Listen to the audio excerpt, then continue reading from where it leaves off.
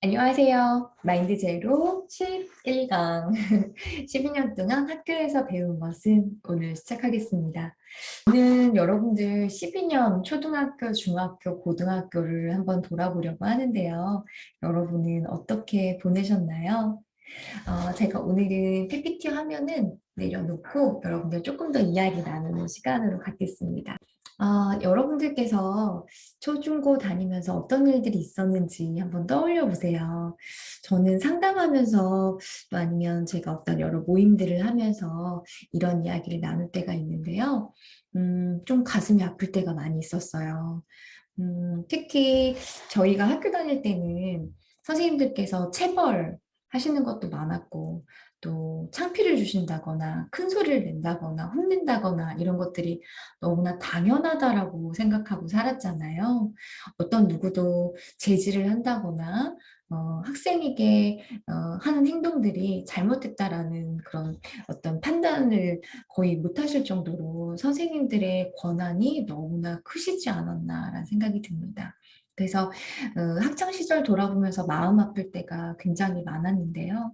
뭐 어떤 분들 같은 경우에는 뭐 저의 경험에서도 저도 학교 다닐 때 저희 그 고등학교 때 선생님께서 저희 반 학생이 조금 건방지게 행동을 했다라는 이유로 대걸레 있죠. 네, 대걸레 자루로 그 학생을 앞에 불러다가 상체, 등 부분을 막 때리고 또 그 학생이 막 울면 그 학생을 복도로 끌고 나가면서까지 전교생한테 창피를 주는 그런 상황들까지도 있었거든요. 저는 아직도 그 장면들이 이렇게 생생하게 떠오르는 것 같아요.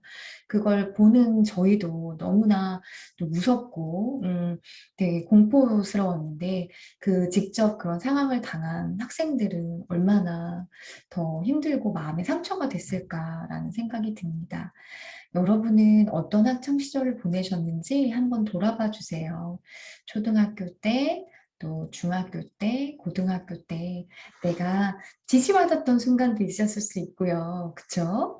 그리고 또 내가 굉장히 억울했다거나 창피했다거나 이런 순간들도 분명히 있었을 거예요. 왜냐하면 우리 학교는 또 어떤 공부를 잘하고 모범생들만 또 이렇게 굉장히 이렇게 칭찬받는 시스템이었기 때문에 그렇지 않은 더 많은 학생들은 오히려 더 무시를 받고 네, 인정받지 못하는 상황들에 많이 놓여 있었습니다.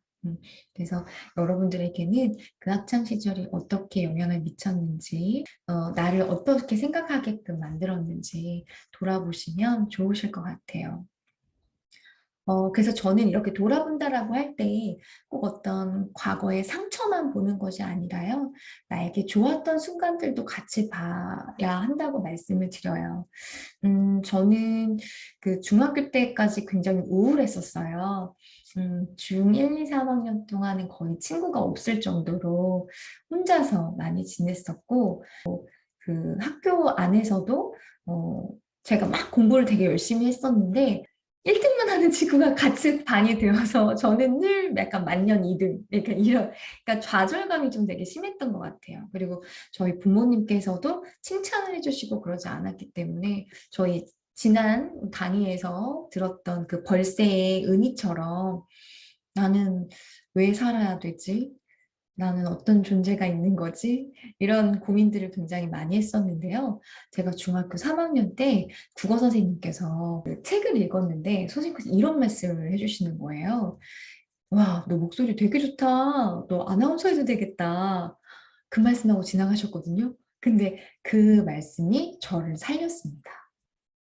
굉장히 우울하고 희망이 없던 저였는데 내가 목소리가 좋다고? 내가 아나운서를 해도 되겠다고? 그 한마디가 왠지 좀 이렇게 희망의 불씨를 키울 수 있게 했어요. 그래서 중학교 3학년 때 제가 약간 반항이 좀 심해졌는데요.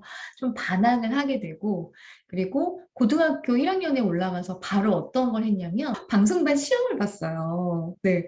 여러분 왜 방송반은 굉장히 좀 얼굴도 예쁘고 되게 약간 모범생들은 되게 능력 있는 사람들이 시험 보는 것 같지 않나요? 그쵸? 이미지가.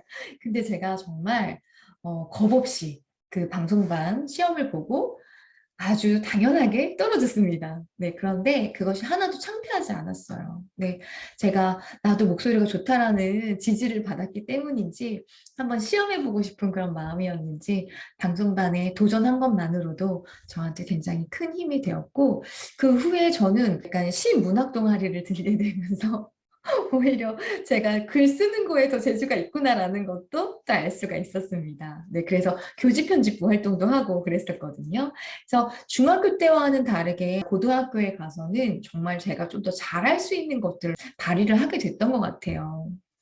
그래서 여러분들께도 초, 중, 고 이 12년을 다시 찬찬히 한번 생각해 보시면서 내가 거기에서 힘들었던 건 어떤 것들이 있었나, 그리고 내가 또 거기서 지지받았던 것들은 어떤 것이 있었나, 라는 거를 같이 한번 찾아보시면 좋을 것 같습니다. 자, 그렇게 해서 오늘도 여러분들께 미션을 드리려고 하는데요. 어떤 미션이냐 하면, 자, 바로 요거예요. 나를 객관적으로 한번 보는 겁니다. 나는 중학교, 고등학교 때 어떤 학생이었지? 나를 좀 더 객관적인 시선으로 해서 이렇게 적어 보세요.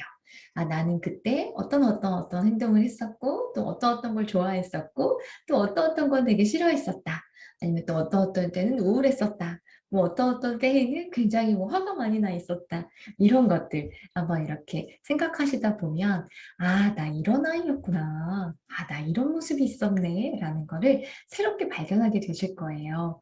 우리 뇌는 좀 더 내가 많이 생각하고 많이 중점을 두는 것에 초점을 맞추게 되고 이게 있거든요.